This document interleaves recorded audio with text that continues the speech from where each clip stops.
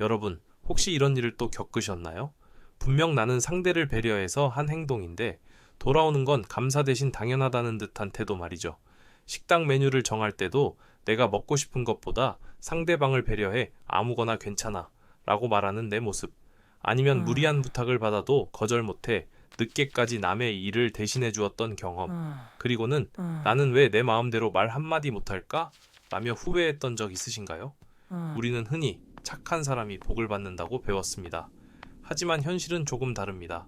너무 착해서 정작 자기 자신은 돌보지 못하는 사람들은 시간이 지날수록 마음의 병을 얻거나 주변 사람들에게 만만한 존재로 낙인 찍히기 쉽습니다. 반면에 주위를 보면 분명 성격은 온화하고 착한데 이상하게 누구도 함부로 대하지 못하는 사람들이 있습니다.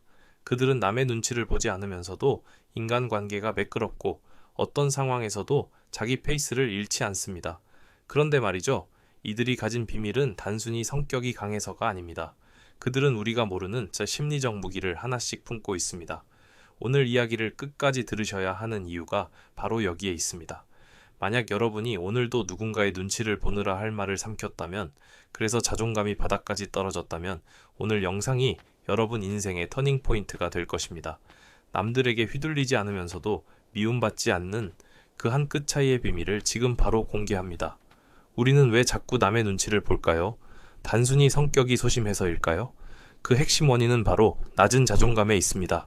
자존감이란 내가 나를 얼마나 존중하고 사랑하는가에 대한 지표입니다. 자존감이 낮은 사람들은 자신의 판단보다 타인의 평가를 더 중요하게 여깁니다. 내가 오늘 입은 옷이 예쁜지보다 남들이 이 옷을 보고 촌스럽다고 생각하진 않을지가 더 걱정되는 것이죠. 여기서 중요한 포인트가 하나 있습니다. 많은 분이 자존감을 자신감과 혼동하곤 합니다. 자신감이 내가 무언가를 잘할 수 있다는 믿음이라면 자존감은 내가 무언가를 잘하지 못해도 혹은 실수를 해도 나는 여전히 가치 있는 사람이라는 믿음입니다. 남의 눈치를 과하게 보는 사람들은 대개 이 자존감의 뿌리가 흔들리고 있습니다. 내가 거절하면 저 사람이 나를 싫어하겠지? 내가 이 말을 하면 분위기가 싸해지겠지? 하는 공포가 나를 지배하게 두는 것입니다. 사실 이 문제의 본질은 따로 있습니다. 여러분이 남의 눈치를 보는 건 착해서가 아니라 버림받을까봐 두려워하는 불안 때문입니다. 심리학에서는 이를 인정 욕구의 과잉이라고 부릅니다. 모든 사람에게 좋은 사람으로 남고 싶다는 욕심이 역설적으로 나를 가장 불행한 사람으로 만들고 있는 셈입니다. 그렇다면 남의 눈치를 보지 않으면서도 존중받는 사람들은 무엇이 다를까요? 그들은 자신만의 명확한 심리적 경계선을 가지고 있습니다. 마치 나라와 나라 사이에 국경선이 있듯이 내 마음에도 타인이 함부로 침범해서는 안 되는 선을 그어두는 것입니다. 착하지만 만만한 사람들은 이 선이 흐릿합니다. 상대방이 무례한 질문을 던져도 웃으며 넘기려 하고 내 휴식 시간을 침해해도 양보해버립니다. 하지만 흔들리지 않는 사람들은 다릅니다. 그들은 친절하게 대하되 선을 넘는 행위에 대해서는 단호하게 반응합니다. 화를 내라는 뜻이 아닙니다. 그 질문은 제가 대답하기 조금 곤란하네요. 혹은 지금은 제 개인 시간이라 도와드리기 어렵습니다. 라고 담백하게 사실을 전달할 뿐입니다. 이제 시선을 사람들로 돌려보겠습니다. 여러분 주변에서 은근히 무리한 요구를 하는 사람들을 떠올려 보세요. 그들은 본능적으로 경계선이 약한 사람을 찾아냅니다. 여러분이 선을 그었을 때 떠날 사람이라면 어차피 언젠가는 떠날 사람입니다. 진정한 관계는 서로의 선을 존중할 때 비로소 시작됩니다. 우리가 눈치를 보는 또 다른 이유는 내 감정을 다스리지 못하기 때문입니다. 누군가 내게 핀잔을 주면 순식간에 수치심과 우울함이 몰려옵니다. 그리고 그 감정에 압도되어 비굴한 태도를 보이거나 집에 돌아와 이불킥을 하며 자책하죠. 여기서 빠진 한 조각이 있습니다. 바로 감정은 내 것이지만 내가 통제할 수 있는 건 행동뿐이라는 사실입니다. 자존감이 단단한 사람들은 나쁜 감정이 드는 것을 막으려 애쓰지 않습니다. 기분 나쁜 말을 들으면 당연히 기분이 나쁩니다. 하지만 그들은 기분 나쁜 감정에 매몰되어 하루를 망치지 않습니다. 아, 저 사람이 무례하게 굴어서 내가 지금 기분이 좀 상했구나 라고 자기 감정을 객관적으로 바라봅니다. 물론 이런 의문이 생길 수 있습니다. 말은 쉽지만 막상 상황이 닥치면 감정 조절이 안 되는데 어떡하나요? 맞습니다. 감정은 파도와 같아서 우리가 막을 수 없습니다. 하지만 어떤 배를 탈지는 결정할 수 있죠. 방법은 간단합니다. 지금 내 기분이 어떤지 마음속으로 이름을 붙여보는 것입니다. 나는 지금 당황했어. 나는 지금 서운해.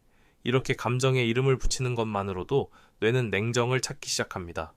우리가 유독 특정 상황에서 눈치를 많이 본다면 그것은 과거의 상처와 연결되어 있을 확률이 높습니다.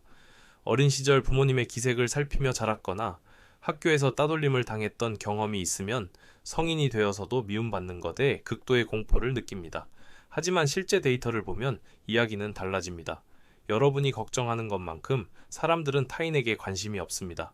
여러분이 오늘 실수한 것, 말실수한 것, 사람들은 5분만 지나도 잊어버립니다. 여러분을 미워하는 사람이 생길 수도 있습니다. 하지만 통계적으로 볼 때 내가 아무리 잘해도 나를 싫어하는 사람은 10% 존재하고 내가 아무리 못해도 나를 좋아하는 사람은 10% 존재합니다. 나머지 80%는 나에게 별 관심이 없고요. 그렇다면 현실적으로 우리는 무엇부터 해야 할까요? 과거의 나에게 사과해야 합니다. 그동안 남들 비위 맞추느라 고생 많았어. 이제는 내가 너를 지켜줄게. 라고 스스로 말해줘야 합니다. 타인의 인정을 구걸하던 에너지를 나 자신을 돌보는 데 써야 합니다. 자존감은 높은 산을 정복하는 것처럼 한 번에 얻어지는 것이 아닙니다. 매일매일 나에게 건네는 따뜻한 말 한마디가 쌓여 만들어지는 견고한 성벽입니다. 이제 구체적인 실천법을 알아볼까요? 눈치 보지 않는 삶의 핵심은 거절입니다. 거절을 못하는 분들은 거절이 곧 관계의 단절이라고 생각합니다. 하지만 세련된 거절은 오히려 관계를 건강하게 만듭니다. 거절의 공식은 간단합니다. 공감 거절 대안 제시입니다. 예를 들어 동료가 퇴근 직전에 업무를 부탁한다면 이렇게 말해보세요. 정말 급하신 일이군요. 공감. 하지만 저도 오늘 선약이 있어서 도와드리기 어렵습니다. 거절. 내일 오전 일찍 처리해드리는 건 어떨까요? 대안 제시? 어떤가요? 상대방의 체면을 세워주면서도 내 권리는 확실히 지켰습니다. 처음에는 목소리가 떨릴 수도 있습니다. 손에 땀이 날지도 모릅니다. 괜찮습니다. 자존감도 근육과 같아서 자꾸 써봐야 강해집니다. 처음에는 작은 것부터 시작하세요.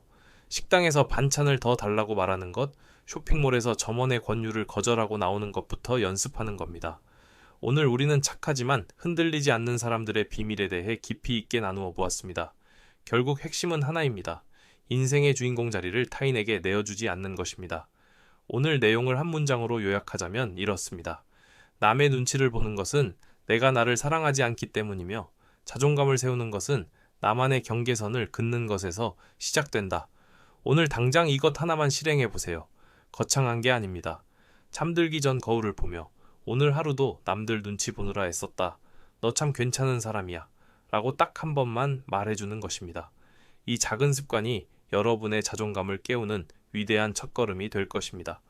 이번 영상의 주요 내용은 자존감 전문가이자 정신과 의사인 윤홍균 원장의 자존감 수업을 바탕으로 했습니다. 이 책은 정신과 의사인 저자의 풍부한 경험을 근거로 자존감이 어떻게 우리 삶을 무너뜨리는지, 그리고 그것을 어떻게 다시 세울 수 있는지 매우 구체적이고 실천적인 방법을 제시합니다. 내가 왜 자꾸 작아지는지 근본적인 이유를 알고 싶다면, 그리고 내 안에서 크게 자라나고 꽃 피우길 바라는 자존감이라는 작은 씨앗을 발견하기를 간절히 원한다면 이 책을 반드시 읽어보시길 추천합니다. 마지막으로 여러분의 그 작은 씨앗을 발견할 질문 하나 드릴게요. 여러분이 그동안 남의 눈치를 보느라 정작 하지 못했던 말 혹은 포기했던 행동은 무엇인가요? 댓글로 여러분의 경험을 나누어 주세요. 이 질문이 무너진 자존심을 세우는 그 첫 머릿돌이 될 것입니다. 누군가에게 내 마음을 털어놓는 것만으로도 치유는 시작됩니다. 제가 직접 하나하나 읽고 응원하겠습니다. 오늘 영상이 여러분에게 도움이 되셨다면 구독과 좋아요 꼭 눌러주세요. 지금까지 책 그리고였습니다. 감사합니다.